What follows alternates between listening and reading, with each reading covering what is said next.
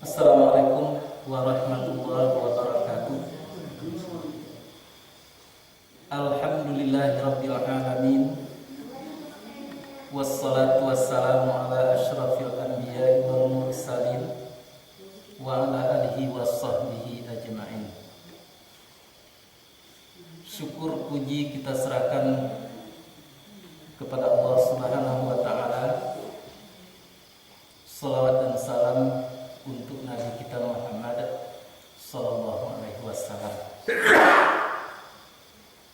Pada kesempatan ini kita sampai kepada ayat 39, 40 dan 41 dari surat An-Nisa. Ayat itu berbunyi, A'udzubillahi minasyaitonirrajim. Wa maza 'alaihim law amanu billah wal yaumil akhir wa anfaqu mimma razaqahumullah wa kana Allahu bihim alima. Dan apakah salahnya atas mereka itu jikalau mereka beriman dengan Allah dan hari yang akhir dan menafkahkan mereka dari apa yang telah memberi rezeki akan mereka Allah, dan adalah Allah dengan mereka mengetahui. Maksudnya, mengapa, apa salahnya kalau mereka itu beriman, kalau mereka itu bernafkah di jalan Allah. Allah kan tahu akan dibalasi oleh Allah Subhanahu wa taala. Bahwasanya Allah itu tidak aniaya sebesar zarah pun terhadap siapapun. Dan sekalipun ada kebaikan sebesar zarah yang dilakukan oleh manusia, itu bahkan malah akan dilipat gandakan oleh Allah Subhanahu wa taala. Dan diberikan kepada orang itu pahala daripada sisinya, yaitunya pahala yang besar. Kemudian ada satu kata pertanyaan, maka mengapa, betapa apabila mendatangkan kami dari masing-masing umat itu seorang rasul yang akan menjadi saksi atas benar atau tidaknya mereka itu. Nah, kami sudah mendatangkan engkau, hai Muhammad, atas mereka ini juga akan menjadi saksi yang akan dijadikan ukuran dalam menentukan baik buruk, halal haram, hak dan batil. Nah, maka kalau dilihat perkembangannya, tiap-tiap umat menanti rasulnya itu tetap merasa tidak senang pada umumnya, pada mulanya, termasuk Nabi Muhammad sendiri. Nah, jadi betapakah apabila mendatangkan kami dari tiap-tiap umat itu dengan seorang saksi, dan telah kami datangkan dengan engkau atas mereka ini juga akan menjadi saksi. Nah, itulah ayat tadi artinya dan terjemahannya. Tentu banyak sekali kalimat di dalam ayat itu. Walaupun ayatnya 3, tapi kalimatnya tentu lebih daripada 3. Kemudian dari kalimat-kalimat yang ada di dalam ayat-ayat itu tentu tersusun dari para kata. Maka kata yang ada di dalam ayat-ayat itu juga sangat banyak sekali. Banyak sekali yang harus kita bicarakan. Namun ya, secara umum dapat kita gambarkan betapa banyaknya manusia-manusia yang telah terlanjur tidak benar-benar beriman dengan Allah dan hari yang akhir, untuk menjadi orang yang terlanjur, untuk menjadi orang yang bakhil atau orang yang kikir, sehingga mereka tidak mau memberi di jalan Allah Subhanahu wa taala. Dengan kata lain, di situ Allah mengungkap kebodohan manusia. Jadi mengapa kamu tidak beriman itu? Mengapa kamu tidak mau bernafkah itu? Itu adalah suatu kebodohan. Apa sebab? Karena kalau kita kita beriman dengan Allah dan beriman dengan yang hari yang akhir itu sebetulnya itu sudah cukup. Nah, mengapa? Karena beriman dengan Allah, Allah itu adalah maha gaib. Nah, lalu tidak mungkin akan percaya, akan beriman kita kepada Allah Subhanahu wa taala itu kalau tidak ada kitab yang menerangkan. Nah, maka kita mau tidak mau percaya kepada kitab. Dan kemudian tidak mungkin kitab ini akan sampai kepada kita kecuali karena disampaikan oleh Nabi kita Muhammad SAW. Untuk itu kita perlu percaya kepada Nabi kita Muhammad SAW atau para Rasul lainnya. Kemudian mana mungkin Muhammad SAW itu akan dapat memberikan kitab kepada kita kalau tidak melalui malaikat? Maka berarti kita perlu beriman kepada malaikat. Seterusnya, mana mungkin malaikat itu akan memberikan wahyu kepada Muhammad kalau tidak dari Allah Subhanahu wa taala.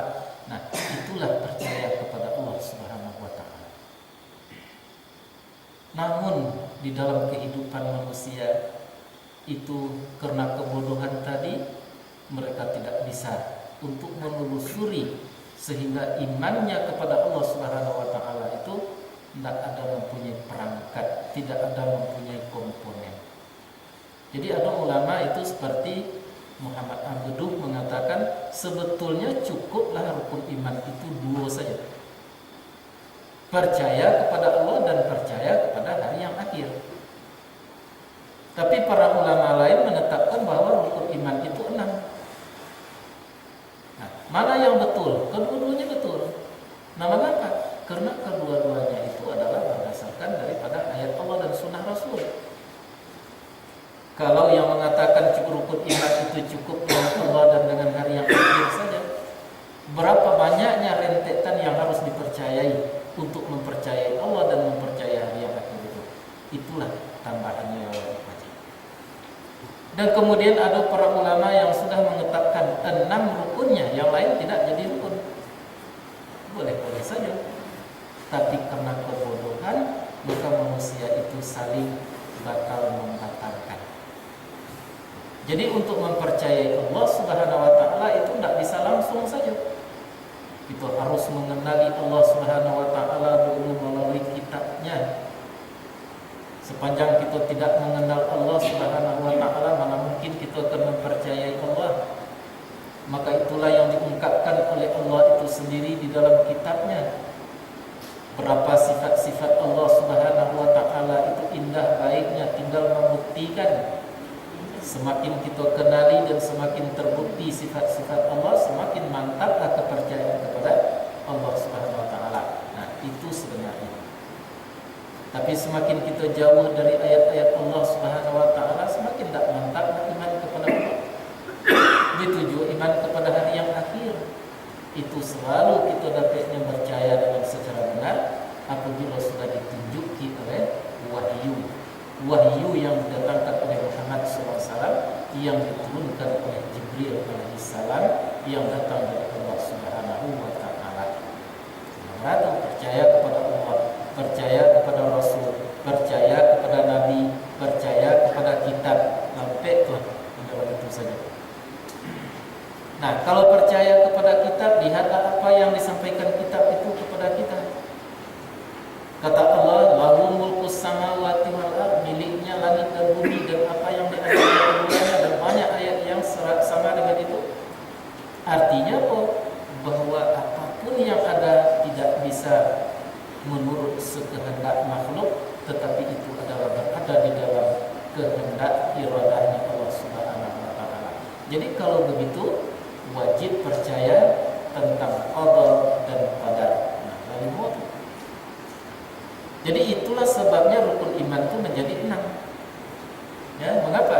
Karena dari iman yang dituntut tadi, percaya kepada Allah, percaya kepada hari yang akhir, banyak perangkat lain yang harus disempurnakan, dipenuhi. Kalau tidak bisa kita disebut orang beriman kepada Allah dan beriman kepada hari yang akhir.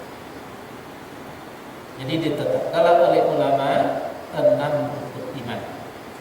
Nah, kemudian yang wajib diimani itu tidak 6 itu banyak. Banyak sekali yang wajib dipercayai. Kalau kita tidak percaya, kita berdosa. Nah, misalnya saja seperti sholat yang kita lakukan, itu wajib kita percaya bahwa sholat itu adalah berdosa kalau ditinggalkan, berpahala kalau dilakukan. Apa yang dilarang oleh Allah Subhanahu wa taala wajib kita percayai bahwa kalau kita lakukan itu adalah keburukan untuk kita, dan kalau kita laksanakan itu adalah kebaikan untuk kita. Nah, jadi sumber iman itu percaya kepada Allah dan percaya kepada hari akhir. Ini yang harus didapatkan.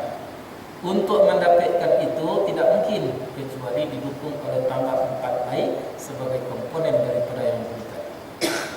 Kemudian ditambah lagi dengan yang wajib-wajib kita imani, walaupun tidak disebutkan sebagai rukun oleh para ulama, tapi tidak kita wajib mempercayainya.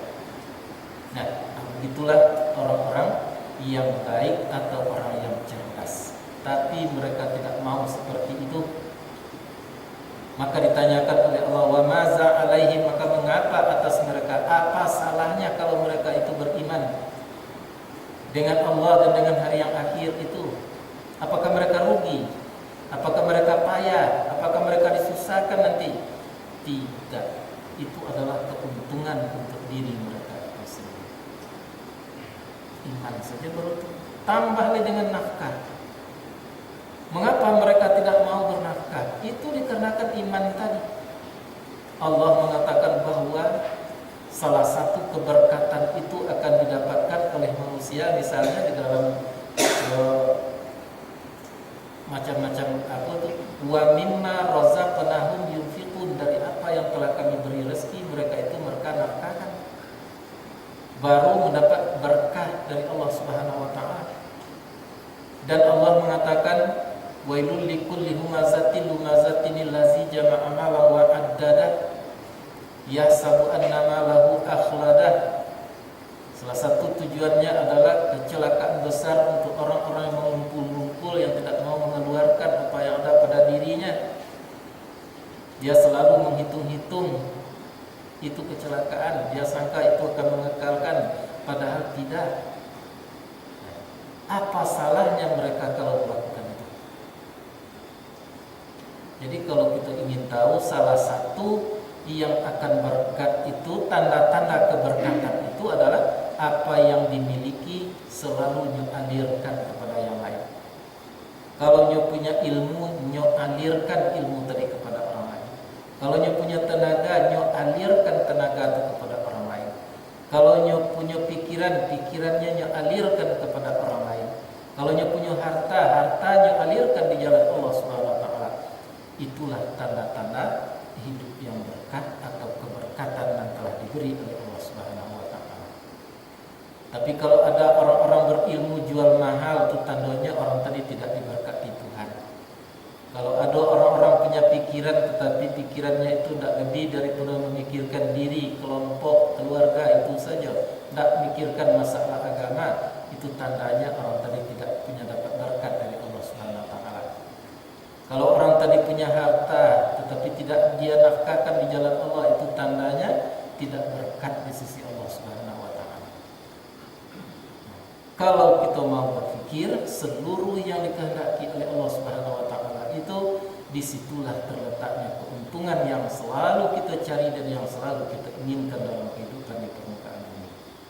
Bahagia di situ letaknya, senang di situ letaknya, apabila kita mau berbuat, mau menjalankan agama itu dengan secara benar. Jadi terungkap kebodohan manusia.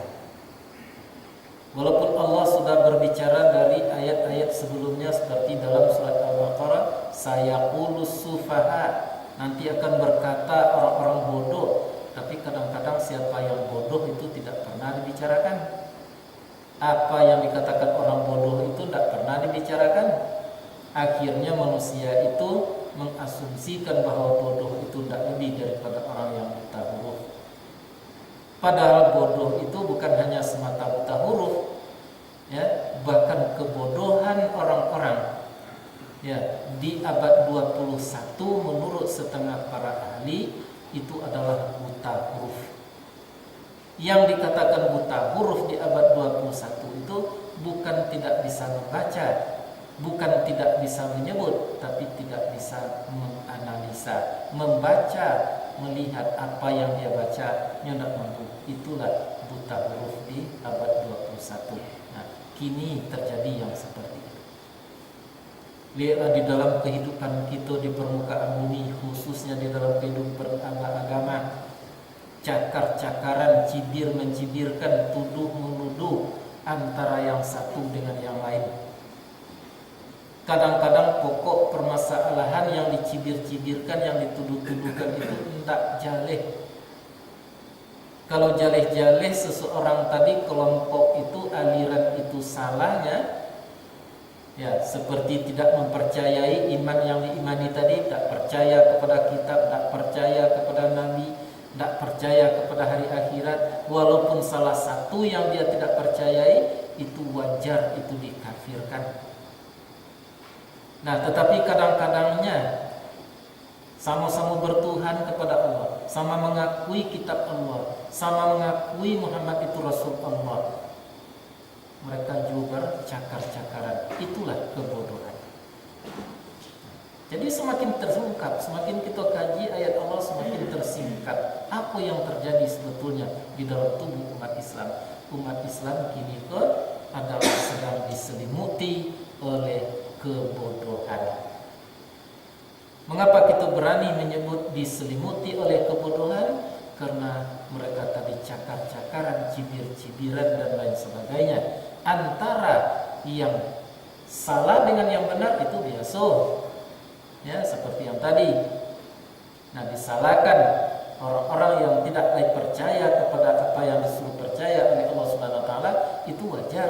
Tapi kadang-kadang sama-sama percaya, kitabnya sama, Tuhannya sama, yang percayai sama, tetapi mereka itu masih cakar-cakaran. Inilah kebodohan.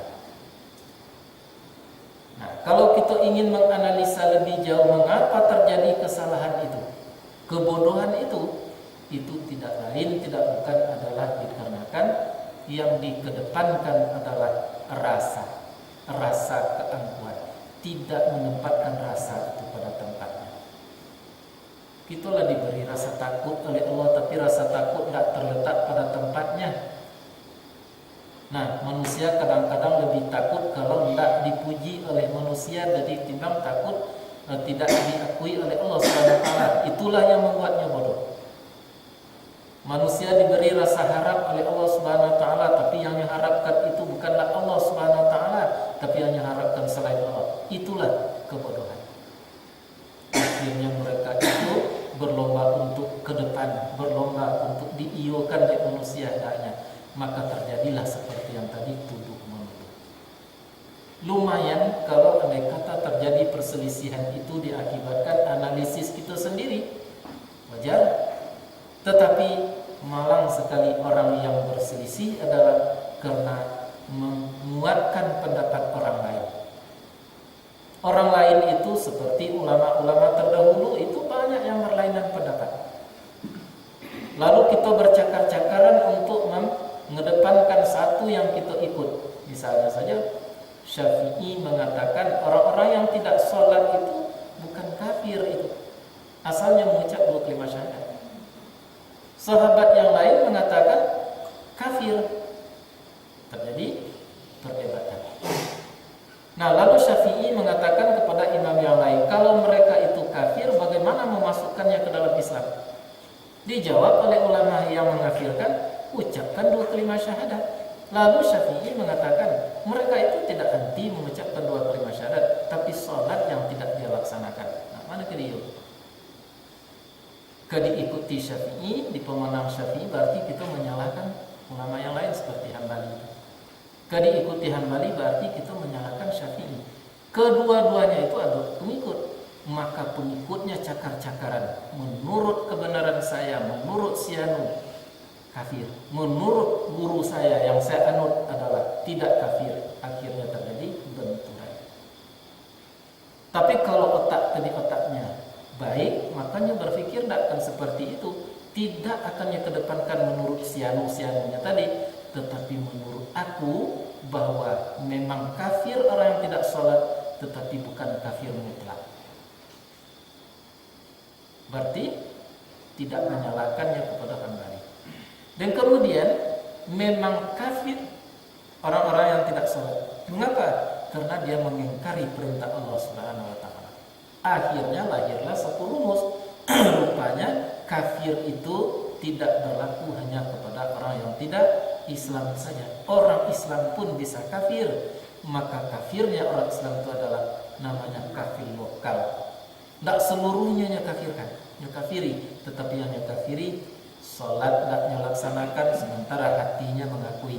Itu makanya Nabi mengatakan man tarakas sholata muta'amidan faqad kafara.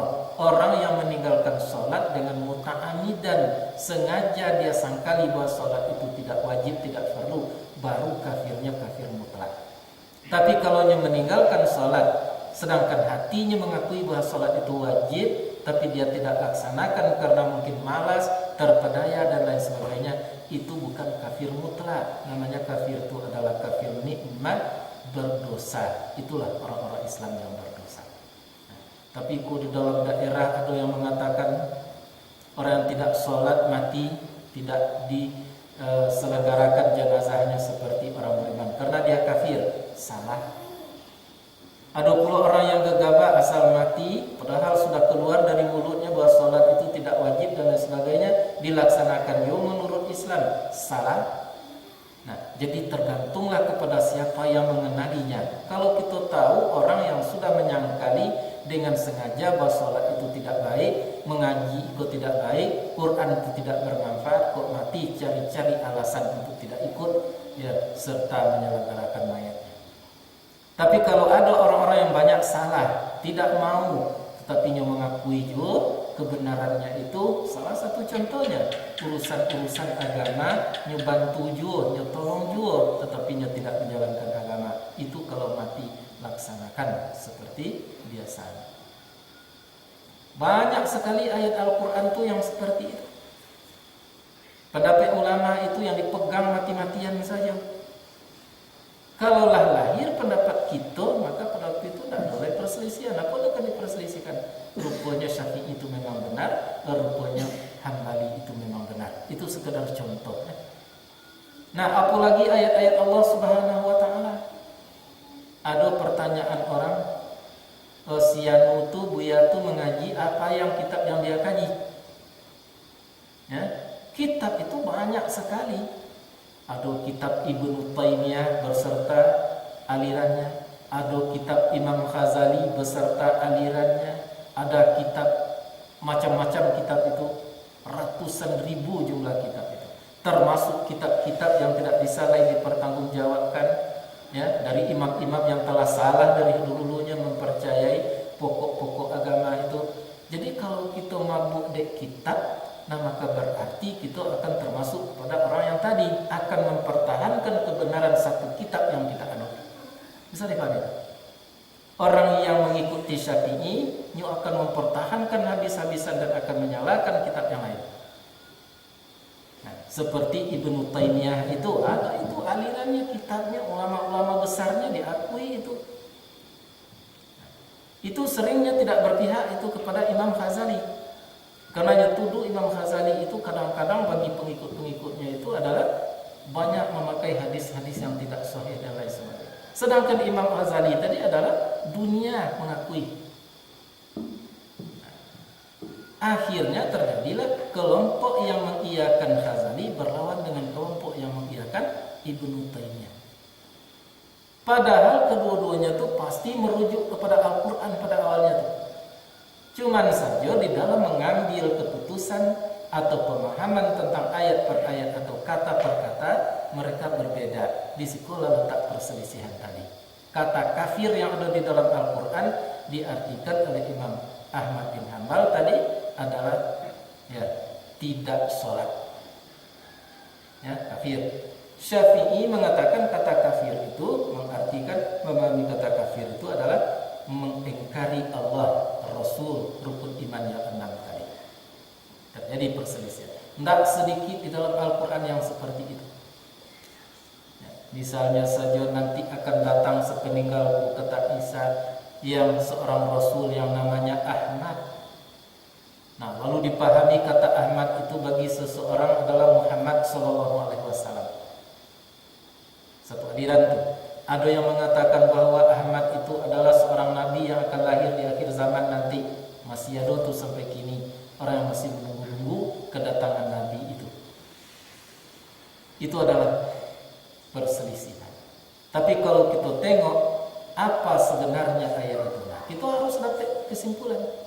Yang dikatakan Ahmad oleh ayat itu adalah Muhammad. Alasan apa kita mengatakan bahwa itu Muhammad? Ini harus jelas. Ahmad itu adalah suatu kata. Kata Ahmad itu artinya yang paling terpuji. Ahmad berasal daripada kata-kata hamadah. Hamadah artinya telah memuji. Ahmad artinya paling terpuji, isim tabdil namanya. Maka jelas sepanjang dunia terkembang bahwa yang paling terpuji itu adalah Muhammad anak Abdullah anak Aminah yang lahir di Makkah, yang berkubur di Madinah. Banyak riwayat yang menerangkan mulai dari Adam alaihissalam bahwa Muhammad sallallahu alaihi wasallam karena kemuliaannya, karena keterpujiannya, namanya sudah disebut oleh Adam alaihissalam sendiri. Mulai saja mata Adam itu melihat, dia lihat di pintu arasy Allah Subhanahu wa taala itu tertulis bergandingan antara nama Allah dan nama Muhammad. Sampai berikutnya tidak henti-hentinya orang berbicara tentang Muhammad. Sampai kini orang-orang kafir pun berbicara tentang Muhammad. Sampai dunia kiamat nanti tidak akan pernah redup dunia ini untuk membicarakan Muhammad sallallahu alaihi wasallam. Jadi memang yang paling afdal, yang paling terpuji itu adalah Muhammad sallallahu alaihi wasallam. Maka kita dapat kesimpulan, siapa Ahmad yang dikatakan di dalam ayat itu, surat Shaf itu, bukan Ahmad yang akan datang, bukan Ahmad yang kini bertindak sebagai nabi seperti Mullah Ahmad, tapi Ahmad itu adalah Muhammad sallallahu alaihi wasallam. Kita dapat suatu pegangan. Tapi mengapa diperbantahkan? Karena pegangan tidak ada. Menurut Sianu, Ahmad itu nabi yang akan lahir. Menurut Ahmadiyah, Ahmad itu adalah ini. Menurut ini, itu yang Ahmad. Akhir terjadi bercakar-cakar, terjadi berselisih-selisih dalam kehidupan. Jadi kita berani mengatakan walaupun dalam waktu yang singkat kita terangkan bahwa kini terjadi cakar-cakaran, cibir-mencibirkan di dalam Islam. Itu kalau kita bagi dua macam bentuknya. Satu, bersalahan atau berselisih antara yang benar dengan yang batil, itu jelas-jelas dibolehkan di dalam Islam. Juga akan diukur kebatilan itu dengan pokok-pokok agama. Akidahnya sudah berubah, percayaannya sudah berubah, itu namanya adalah batil. Wajar kita umat Islam berselisih dengan mereka. Nah, dan yang keduanya, perselisihan cakar-cakaran itu adalah terjadi antara yang benar bersama yang benar. Akhir-akhirnya kedua-duanya menjadi salah. Pertanyaan, mengapa terjadi yang semacam itu? Karena kebodohan. Apa kebodohannya? Dia hanya ingin mengikuti satu aliran, tetapi tidak mau mengumpulkan, melihat aliran tadi sebagai sumber daripada ijtihad dia sendiri atau melahirkan inspirasi pada diri mereka sendiri. Atau sebabnya kita sering ditanyakan orang apa kitab yang dipelajari di situ. Kalau kita jawab, apa kira-kira jawabannya? Seluruh kitab. Mengapa? Karena seluruh kitab tadi itu berawal dari Quran. Ini Quran kok yang kita kaji. Kitab yang lain bukan tidak kita baca. Kita baca. Kitab yang lain tadi kita punyai, kita miliki.